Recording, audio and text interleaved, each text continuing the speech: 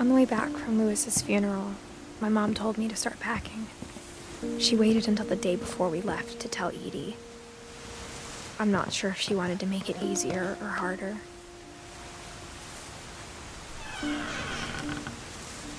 I wish we'd stayed.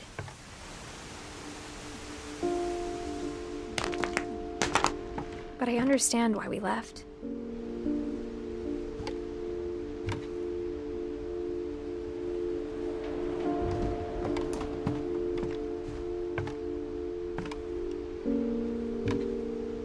What happened that night had been coming for a long time.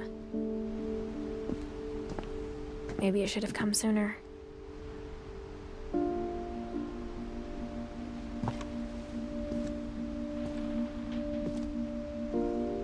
But it had to end one way or another. All that's left now is to tell you about that last night.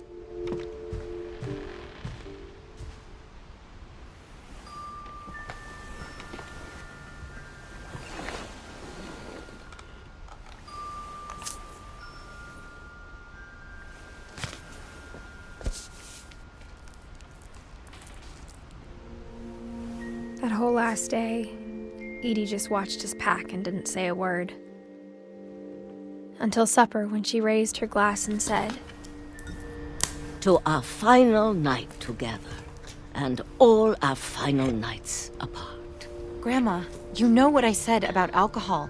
Some of your medications are very Edith, specific. I left a present for you in the hallway. Why don't you go open it? The grown-ups have to argue now. I'm sorry, you're right. We're all leaving tomorrow. Let's just enjoy our last... I'm not leaving. Edith, you're excused.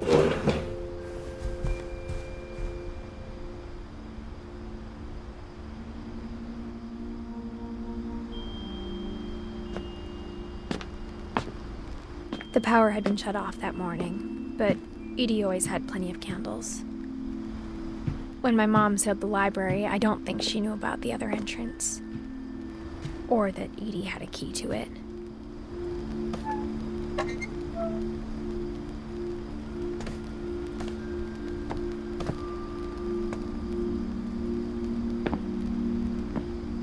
That thing you're afraid of isn't going to end when you leave the house. Edith has a right to know these stories. My children are dead because of your stories. I think it's best if Edith and I leave tonight. We'll have the nursing home send a van for you in the morning, okay?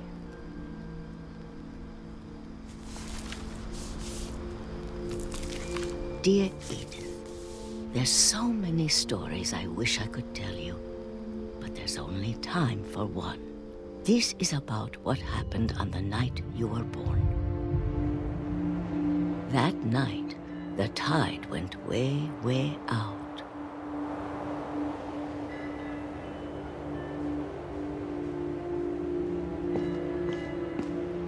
It was the first and last time I ever saw the old house aground. There'd been an earthquake out in the middle of the ocean. They called it the lowest tide in 1,000 years. God, it smelled awful. You know, I've seen that house every day of my life.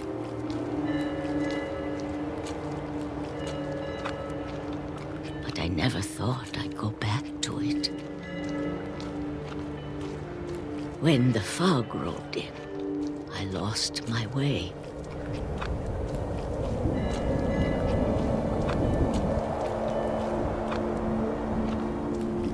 I got turned around.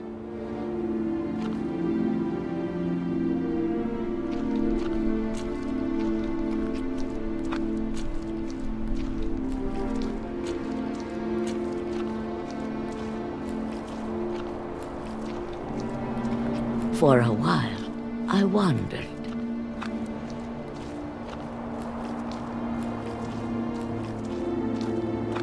I started seeing things.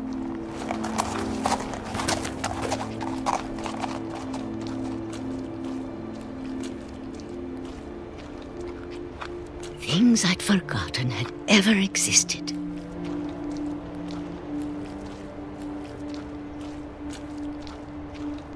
when I saw them, they felt like old friends. That night, a lot of things came back to me. Or maybe I came back to them.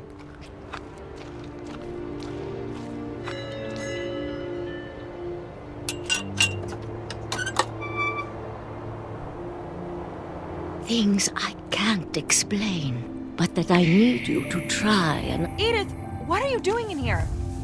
It's mine. Edith! Mom, you're gonna rip it! Let go! I kicked and screamed, but Mom dragged me to the car.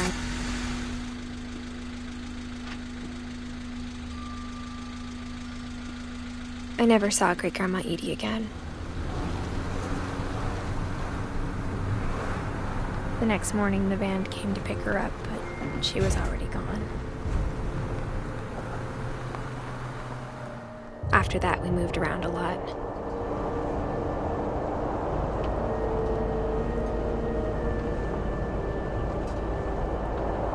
We both tried to make the best of it.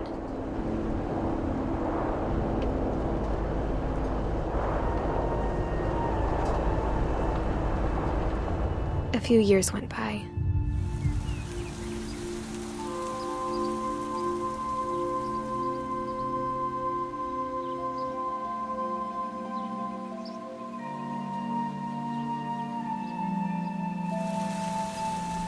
My mom didn't like to talk about it.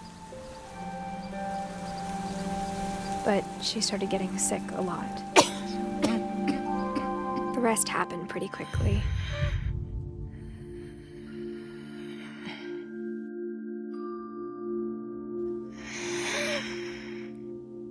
She got better for a while,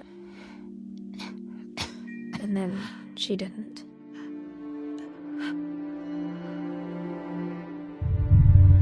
And then I was alone.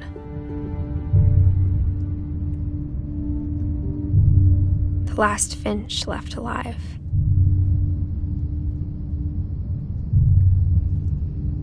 Until I found out about you.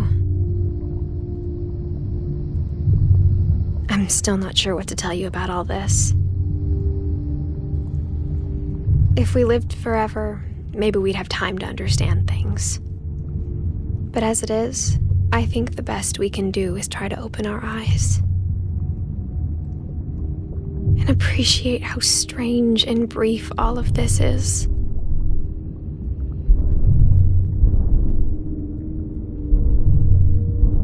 This journal was supposed to be for you. But now I hope you'll never see it. I just want to meet you and tell you all these stories myself. But I guess if you're reading this now, things didn't work out that way.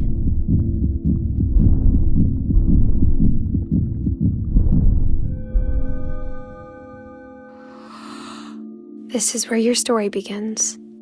I'm sorry I won't be there to see it. It's a lot to ask, but I don't want you to be sad that I'm gone. I want you to be amazed that any of us ever had a chance to be here at all. Good luck.